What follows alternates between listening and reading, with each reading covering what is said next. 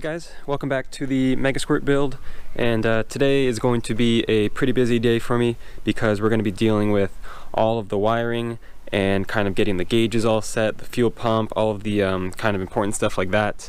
We're pretty much done with the electrical ignition and fuel system, so this is kind of the next step that we got to deal with.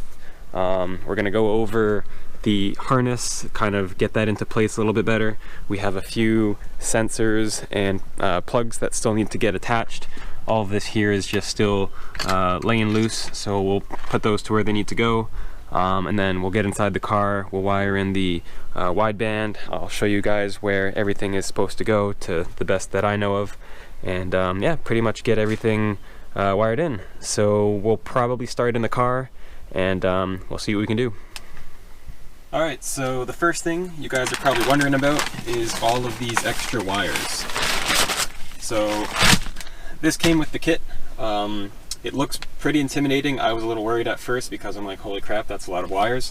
But to be honest, it is not that much, and we barely need to use any of it. A lot of it is optional. So you'll get all of this, and out of all of it, the only wires that you need to get your car running are these ones right here. So it's about 3 or 4 wires. That's all you have to wire in. These are going to be like your important ones, such as the fuel pump, O2 sensor for the wideband. You have your tachometer, and I believe the other one is the, what is it? I forget. The 2-step. That's what it is. That's even optional as well. So if you don't want 2-step, you don't even need the purple wire. All of this stuff down here is extra stuff. So for example, also, if you're wondering, all the wires are labeled. You can see all of the names on them. I didn't know that at first, so that makes it a lot easier. But for example, you can see some of them are nitrous. We have a fan wire if you want to run your E-fans off of the ECU. We have a few idle controls. We have VVT, which is the variable valve timing. Just a lot of it we don't need. Same with down here. A lot of this is, for example, a V8 model. We have injector 7, injector 8. And then the coil 7 and coil 8, this is all just, we don't need that at all. That's just extra wire. These ones down here is a lot of, again, I see nitrous, I see a lot of extra sensors that we don't have. So you can just ignore all this. It makes the wiring job a lot easier. And what we're going to be doing is getting these wires hooked into the harness, which is just down here. Everything is labeled, it's all numbered on the back, and the instructions come with the pinouts for where these wires need to go. Again, I'll show you guys where they go just to make your life a little easier. But for now, we're going to start with the wideband. I'm going to jump over there to the driver's side, and we'll start getting that wired in. Alright, so we're in the car now, and I want to start off by getting the AEM wideband all installed and have all the wires running to where they need to be. So since I already had a AEM wideband in the car before, it made everything a little bit easier. I still had to change all the harnesses, but I could kind of just follow the route where they went. But I'll kind of show you guys how I did it. So up here in the corner, we have this massive harness. This is just for all of my gauges, all the aftermarket gauges, the coolant, the oil temperature, and then these 2 wires over here are for the wideband. So I just kind of snuck them through the side of the dash, and they kind of run underneath.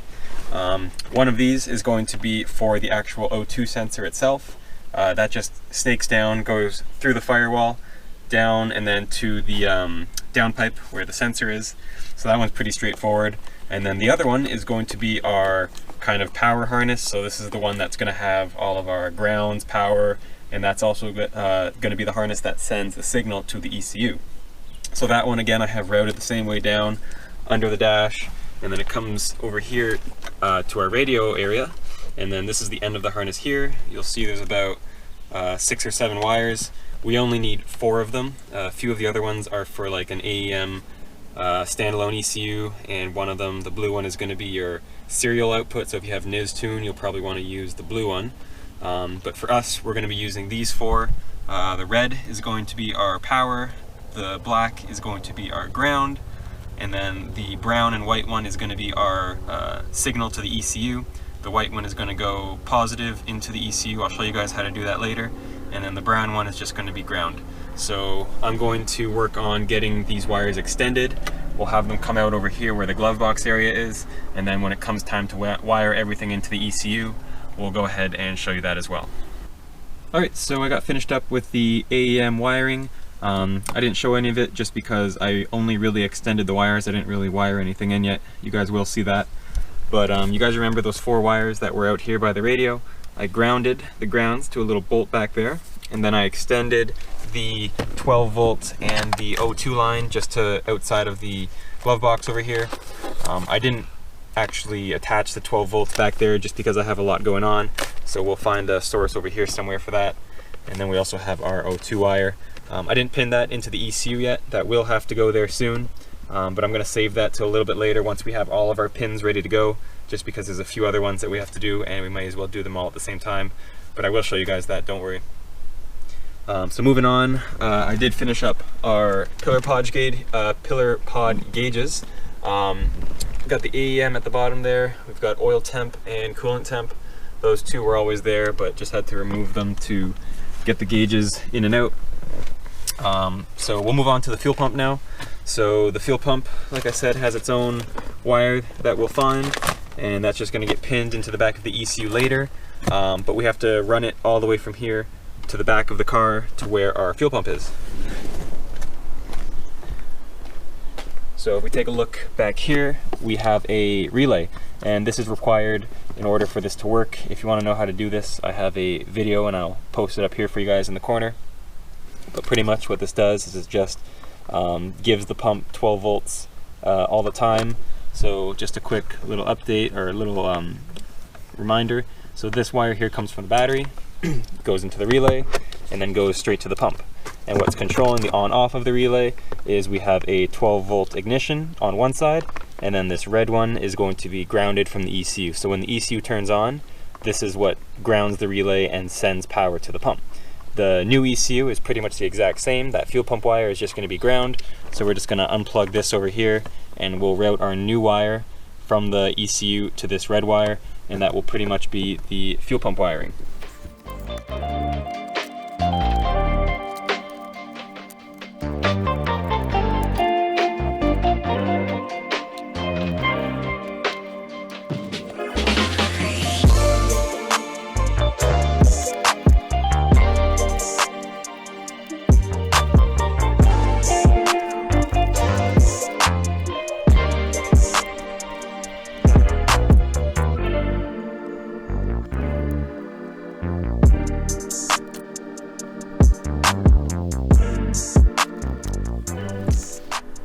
Okay, so just finished up routing the wire for the fuel pump. As you can see, it's this white one right here.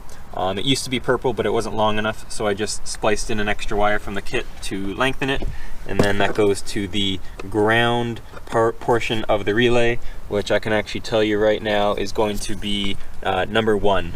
So as you can see on this diagram here, hopefully, you have 3 and 5 are going to be your power. So one end will be the pump, the other end will be your battery.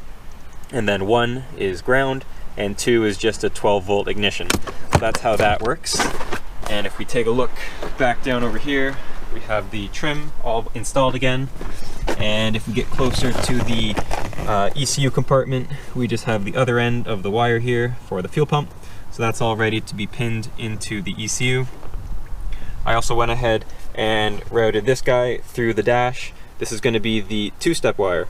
So literally just went up, over, and it comes out over here by the radio. It's just right here. This is going to go to a on-off switch, probably right here in this blank plate. It just connects to one end, and then the other end goes to ground. That's how the 2-step is going to be activated. So I'll probably do that later, but for now, that's just going to stay there. We have all of our other wires from the O2 sensor that have to go and get wired in. And then if we take a look at the end of the harness here, some of you may have noticed this white wire. That's kind of, it's part of the loom. It's just not connected to anything.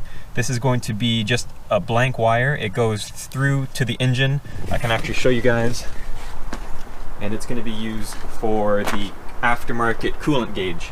So right over here in the lower intake manifold, it's just this black one. And I've connected it to this coolant sensor. This is just going to be for the aftermarket glow shift gauge, and it just makes the wiring a little easier. So if we come in over here, One of these wires is actually the wire from the gauge, so they just have to be connected to two of them, and then my coolant temperature gauge over there will work no problem. So I'm pretty sure we're set to start wiring in some of these pins. I'm just going to get the tripod set up for the camera, clean up a bit, and then we'll get some of these installed. Alright, so we're set to start pinning in some of the wires into the connector here. So we're going to be dealing only with the gray connector. The black connector is more for like the injectors and coils and everything. So we're just going to ignore that, and we're going to be doing only the pinning on the gray connector. So first up, we have to unlock or open the connector so that we can actually slide pins in.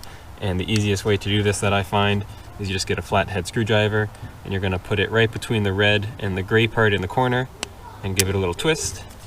And then same on the other side, a little twist. There you go. So now the red part is opened, and we should be able to slide wires into the back. So if we take a closer look, I'm not sure if you guys can tll, but each one of these is kind of numbered. So starting at the top left over here, you can see number 1, and then over here is 12, so that's 12 slots between there and there. And we have a middle row, and then the bottom left we have 24, and then the bottom right we have a 35. So everything is numbered, and when you get the kit, you're going to have a list of kind of what each one of those pins do. So if we take a look here, we'll start with the two-step. So I'm not sure if you can see on my screen, but number 9 right there is going to be two-step. So what we do is we just count 9 over. In this case, 12 is over here, so we got 12, 11, 10, 9. 9 is going to be the fourth one over right there. So what we're going to do is we'll grab our two-step wire, which is this purple one, and we should be able to pin it in there, and you'll hear like a small click, and that's when you know it's seated in.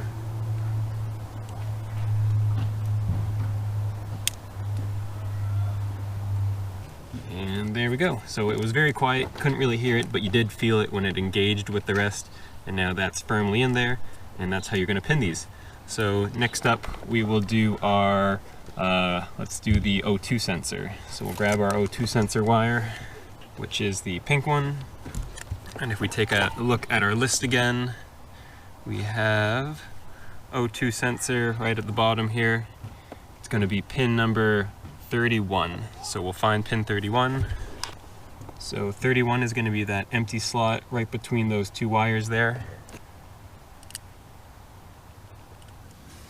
And then finally we have our fuel pump wire. So this is going to be, let's take a look at the list. Let's scroll down right there, fuel pump pin 27. So we find pin 27, right here we got 24 on the very corner, 25, 26, 27 is the fourth one over. So we'll press that in.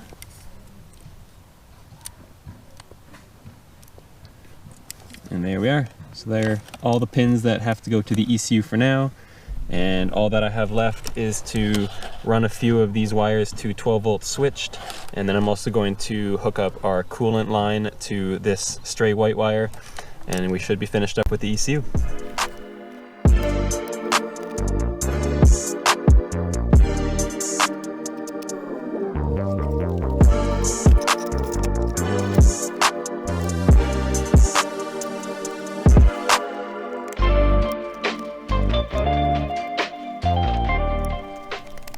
Alright, well, the ECU is in. Everything that I need to pin for the meantime is done. Basically what you guys just saw me do was get all of our fuel pump O2 sensor and a few other things pinned into the ECU. I have a bunch of extra line here that I just coiled up and put beside the ECU just in case I need to remove everything. It's not tight. I spliced in a few 12 volt switched, and that's basically what this is up here. This part of the clip was actually from the stock harness. I cut it off just because that harness is pretty much garbage. So instead of splicing into the factory harness, I just cut this guy, and it made it a lot easier to connect our 12 volt switch to. So two of these wires here, you can just test with the test light. That's what was our 12 volt, and that's just neatly tucked above the ECU. And we have our two connectors in. There's enough slack for them to fit nicely here. And for those of you wondering, will the stock cover the ECU and everything? And the answer is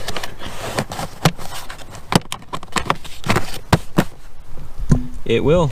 It's a little bit tight and bulgy at the back, but once we put some of these screws in and we put our upper cover here, it's going to be perfectly protected from people's feet and it's not going to get in the way. In addition to getting this all finished up, if we come outside, I also got our fuse box here mounted. I couldn't really find a spot that I liked, so I just velcroed it to the battery. It's a little loose, but it's strong Velcro and it's not going to come off. I could always change it up later, but for now it's good. And then one of those 12 volt switched was for the bottom of the relay here, just the small line. And then we have our 12 volt for the battery going up to the battery here. And that pretty much completes that part of the ECU. We still have a lot to do in terms of under the engine here. I'm going to go ahead and get our intake manifold put on, and then we can go over some of the other sensors and clips, because I really can't put any of that on or clip any of that in until the intake's on. Also, we still have to wire in our electronic boost controller. That's what these two wires are going to be. So that's going to route over here. You can see I have a manual boost controller, so that's going to get replaced, but we already have the vacuum lines for it, so that should help. So I'm going to go ahead and do all of that, and I'll catch up with you guys when we're almost finished.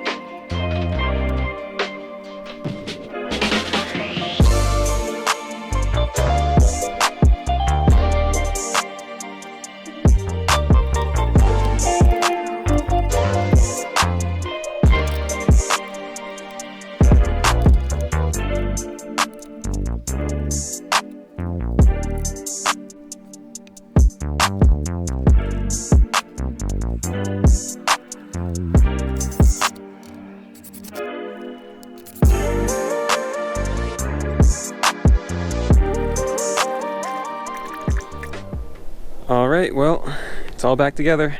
It took some time, but kind of had to blast through it just because I'm on a little bit of a time frame. Kind of tried to show you guys as much as I could, but don't worry, I will go over right now with the stuff that I did that maybe you missed. So first of all, we had to get the upper plenum back on. That went on no problem. Once that was done, we had to kind of attach everything to it that was originally going there. So over on this side, this corner, I have two vacuum line ports. This one here is going to go to our climate controls. That's just the stock system. And then this one right here, we made this new line. It follows the fuel lines and goes to our fuel pressure regulator. And then if we come over onto this side, we have a bunch of fittings and kind of hoses over here. So one of them is our brake booster line. We have our blow-off valve and boost gauge line. And then also what you guys didn't see is I got the map sensor in. So I actually have a third port that I welded on there. There's just a little bit of hose, and it's that brass thing over there connected to the firewall. That's going to be our map sensor. That's also plugged in. We got our throttle body on with our new throttle position sensor. It's just connected underneath here. This guy isn't really needed on the front. Over on here, this side, we got our throttle cable hooked up. So with the Hypertune throttle body, the line didn't really fit, so I had to bend this little holding bracket forwards, as you can see the little bend there, and that kind of gave it enough slack to reach. So that works perfectly fine now. We got our intake piping on with our intake air temperature sensor hooked up. You guys saw me put that on. We got our power steering fluid in, we got our coolant in. I did a little boost leak test earlier and tightened a few things up. Everything should be fine. And I think that was it. Everything is hooked up. PCV is back together. So yeah, pretty much what I'm gonna do now is I'm gonna grab my laptop. We'll plug it into the car, we'll upload a tune, or the bass tune, and we'll see if it starts. Alright, so we're in the car now. I had some starter issues earlier and it's a little bit late now, but we're back in the car. Everything should be fine. So you're going to grab your USB cable connected to the ECU. I have mine routed through the glove box. It just connects to the back of the ECU and I kind of just snaked it up there. But we're going to plug that in and we should be able to connect. So I have Tuner Studio open right now. We'll give it a second. Oh, I got to put the key on. Don't forget that. So the key's on. There we are, now we're connected. So as you can see, we have a few gauges here, some coolant temps. You're gonna want to make sure everything's kind of within what it's supposed to be. So right now, coolant temp should be close to what the air is outside. Battery voltage, we have our air-fuel ratio, which seems to be glitching out there, but I'll give it a second, it might clear out. Who knows? We have our pressure, we have like the engine RPM, vacuum boost, and throttle position. So as you can see, if I hit the pedal, it goes to full, and I let go, and it goes to the bottom. You can always adjust this and calibrate it. But for now, I think we're pretty much ready to start the car. So let's do it.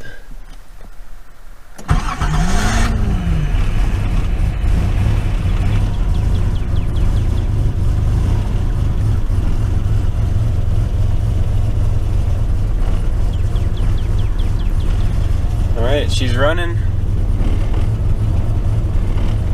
Has a little bit of a rumble to it, but it has to get tuned still. This is just kind of a base map. We'll go ahead and check it out outside.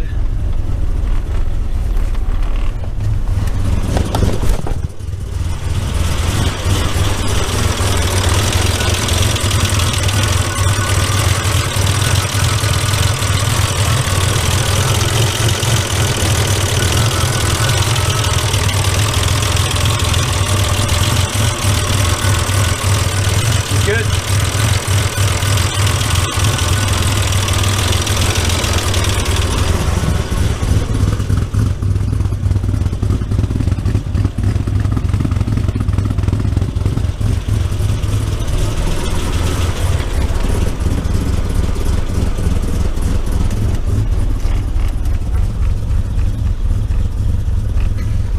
All right, everybody, well, she's running. She's ready to get tuned. That will be the next video, so keep an eye open for that. Thank you guys, and I'll see you then.